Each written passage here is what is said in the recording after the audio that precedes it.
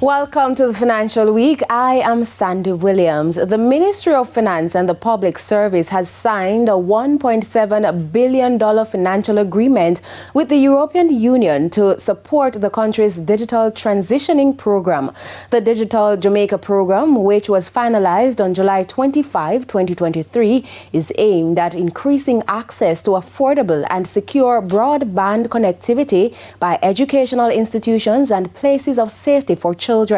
It also seeks to strengthen the digital competencies of early childhood and primary level educators and increase technology adoption by micro, small and medium-sized enterprises. Several government entities stand to benefit from the program. To date, $613.5 million has already been dispersed in support of the initiative. In the meantime, the government is moving to modernize how citizens and businesses access public services through a major digital transformation push. A key feature of the reform is a planned digital document wallet that will allow Jamaicans to securely store and access official records electronically. Birth certificates, national ID card, and any other civic document they want to store in the wallet. More convenience, more efficiency. Secondly is Gov Notify.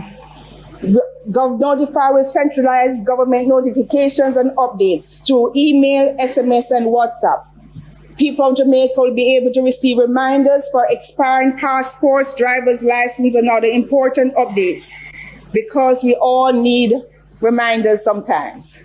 Now, driving the entire transformation is the Jamaica Data Exchange Platform, JDXP, the infrastructure linking ministries, departments, and agencies. Open a bank account.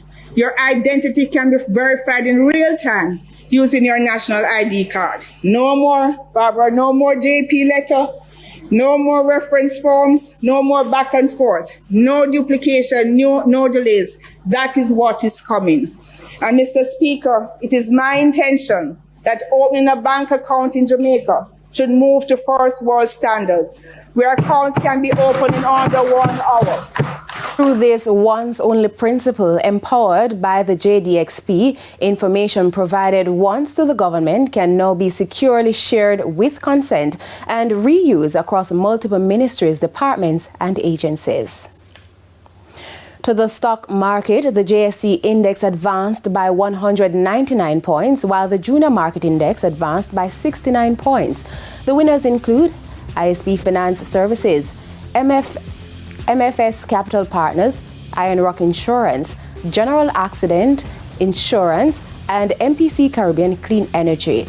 The losers were led by Paramount Trading, AS Bryden and Sons Holdings, Kintyre Holdings, AMG Packaging and Paper Company, Medical Disposables and Supplies. 16 stocks traded firm. At the end of the foreign exchange trading, banks and cambios were selling the US dollar for an average $157.60. The Canadian dollar is being sold for $115.01. The pound is going for $211.55, while the euro is selling for an average $183.58.